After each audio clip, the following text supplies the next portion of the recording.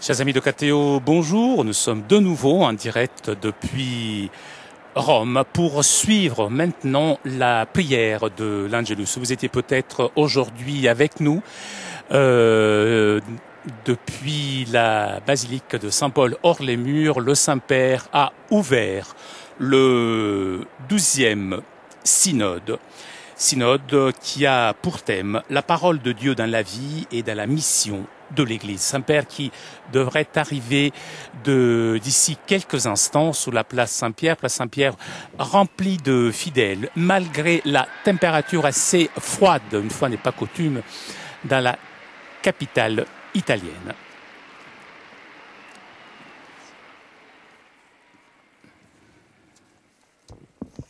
Cari fratelli e sorelle, ce matin, avec la Sainte Messe dans la basilique de Saint-Paul hors les murs, a commencé la 12e Assemblée générale ordinaire du Synode des évêques, qui se tiendra au Vatican pendant 3 semaines et qui affrontera le thème « La parole de Dieu dans la vie et dans la mission de l'Église ». Vous connaissez la valeur et la fonction de cette Assemblée des évêques, choisie de façon à représenter tout l'épiscopat et convoqué pour apporter aux successeurs de Pierre une aide efficace, en manifestant et en consolidant en même temps la communion ecclésiale. Il s'agit d'un organisme important créé en septembre 1965 par mon vénéré prédécesseur, le serviteur de Dieu, Paul VI, durant la dernière phase du Concile Vatican II pour en réaliser une consigne contenue dans le décret sur le ministère des évêques. Ce sont les finalités du synode des évêques, favoriser une union étroite et une collaboration entre le pape et les évêques du monde entier, donner des informations directes et exactes sur la situation et les problèmes de l'Église, favoriser l'accord sur la doctrine et l'action pastorale, affronter des thématiques d'une très grande importance et actualité. Ces tâches sont coordonnées par un secrétariat permanent qui travaille en dépendance directe et immédiate avec l'autorité de l'évêque de Rome. La dimension synodale est constitutive de l'Église, consiste en le cum venire de chaque peuple et culture pour devenir un dans le Christ et cheminer et marcher avec lui, qui a dit « Je suis le chemin, la vérité et la vie ». En effet, le mot grec « synodos » suggère l'idée de faire du chemin ensemble.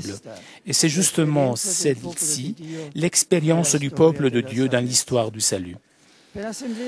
Pour l'Assemblée synodale ordinaire qui commence aujourd'hui, j'ai choisi, en accueillant des avis dans ce sens, le thème de la parole de Dieu qu'il faut approfondir dans une perspective pastorale dans la vie et dans la mission de l'Église.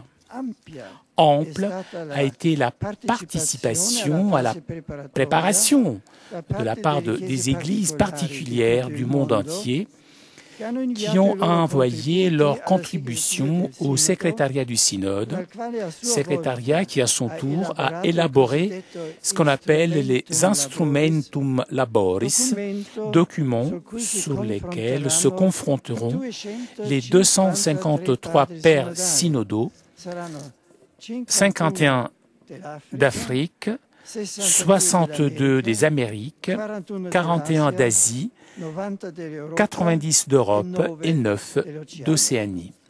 À ceci s'ajoutent des experts, des auditeurs, des hommes et femmes, ainsi que les délégués fraternels des autres églises et communautés ecclésiales et quelques invités spéciaux. Chers frères et sœurs, je vous invite vous tous à soutenir les travaux du synode avec votre prière, en invoquant tout particulièrement l'intercession maternelle de la Vierge Marie, disciple parfaite de la parole divine. Angelus Domini nunciavit Mariae. Et concepit Spiritus Sancti. Ave Maria, gratia plena, Dominus tecum, benedicta tu in mulieribus, et benedictus fructus ventris tui, Iesus. Sancta Maria, Mater Dei, ora pro nobis peccatoribus, nunc et in hora mortis nostre. Amen. Ecce ancilla Domini. Fiat mi secundum verbum tuum. Ave Maria, gratia plena, Dominus tecum, benedicta tu in mulieribus, et benedictus fructus ventris tui, Iesus. Sancta Maria, Mater Dei, ora pro nobis peccatoribus, nunc et in hora mortis nostre. Amen. Et verbum caro factum est. Et habitavit in nobis. Ave Maria, gratia plena, Dominus tecum, benedicta tu in mulieribus, et benedictus fructus ventris tui, Iesus. Sancta Maria, Mater Dei, ora pro nobis peccatoribus, nunc et in hora mortis nostre. Amen. Ora pro nobis Sancta Dei Genitrix. Ut digni efficiamo promissionibus Christi. Oremus. Gratiam tuam quesumus Domini mentibus nostris infunde, ut que angelo nunciante Christi Filii tu incarnatione coniovimus, per passionem eius et crucem, ad resurrectionis gloriam perducamur, per iundem Christum Dominum nostrum. Amen.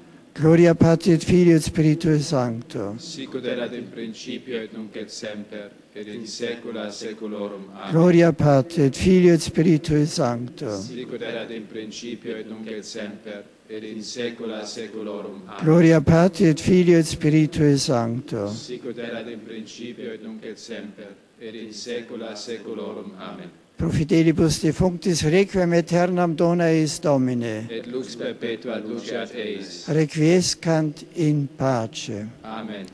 Sit nomen Domini benedictum. Ex hoc nunc et usque in saeculum. Adiutorium nostrum in nomine Domini. Qui fecit caelum et terra. Benedicat vos omnipotens Deus, Pater et Filius et Spiritus Sanctus. Amen.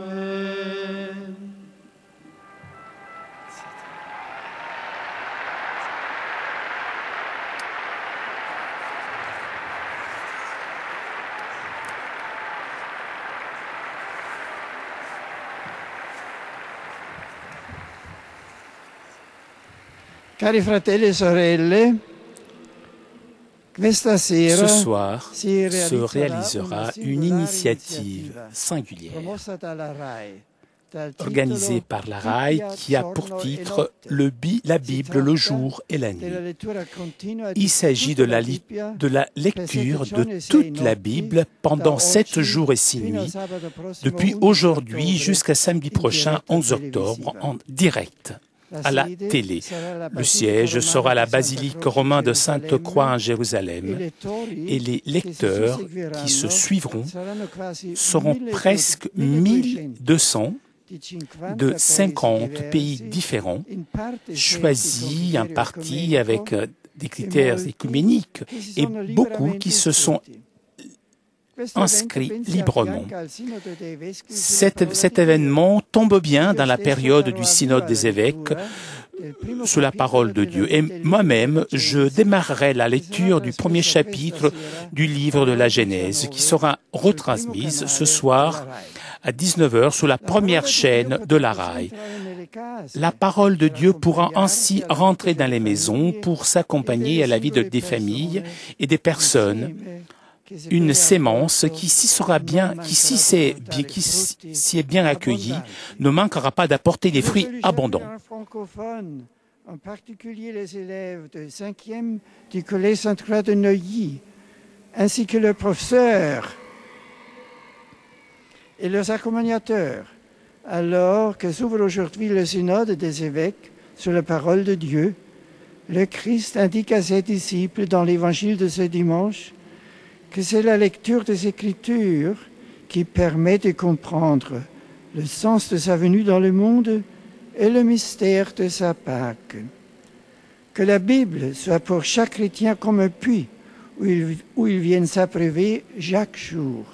Avec ma bénédiction apostolique pour vous tous.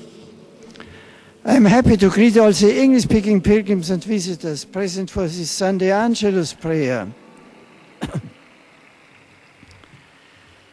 In today's Gospel, Jesus speaks of his death at the hands of those who did not heed the voice of God and progressively closed their hearts to truth, justice, and love.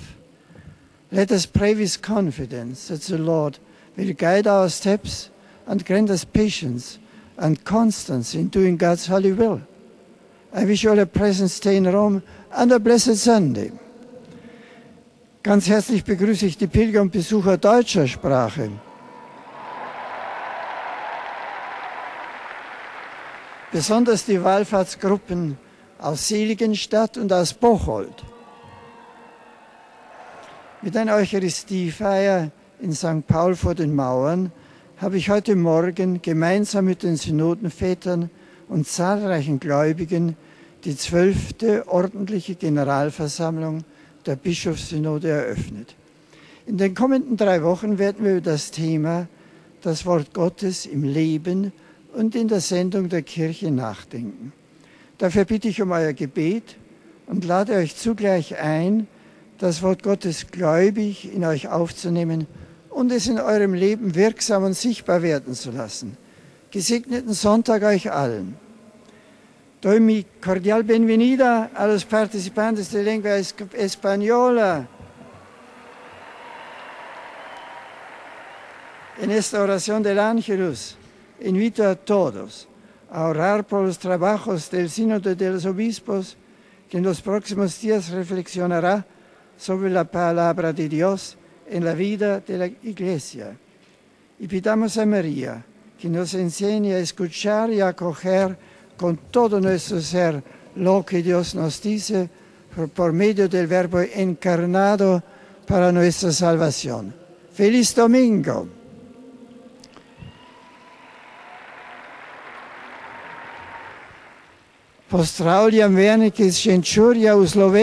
Je salue les fidèles venus de Sencourt en Slovénie.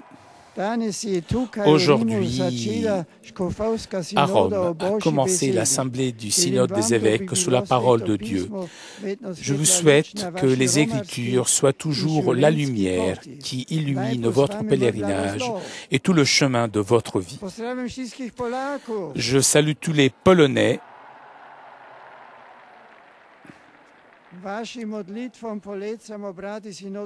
Je remets à vos prières les travaux du Synode des évêques. Demandons la lumière du Saint-Esprit afin que nous puissions mieux connaître la signification de la parole de Dieu dans la vie et dans la mission de l'Église, ainsi que dans notre expérience personnelle de la foi. Je salue avec affection les pèlerins de la langue italienne.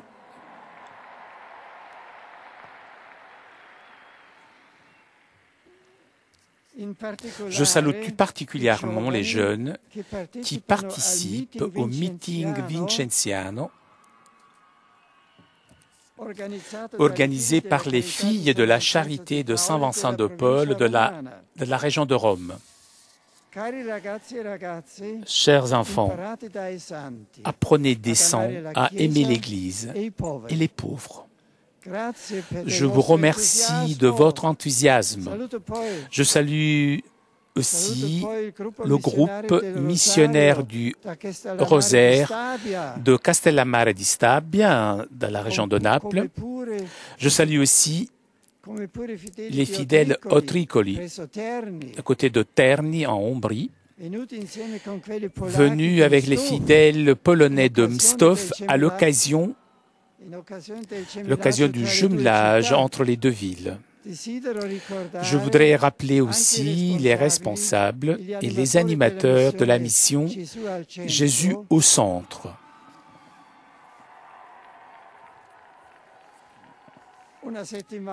Une semaine d'évangélisation adressée aux jeunes dans le centre de Rome qui s'achève aujourd'hui.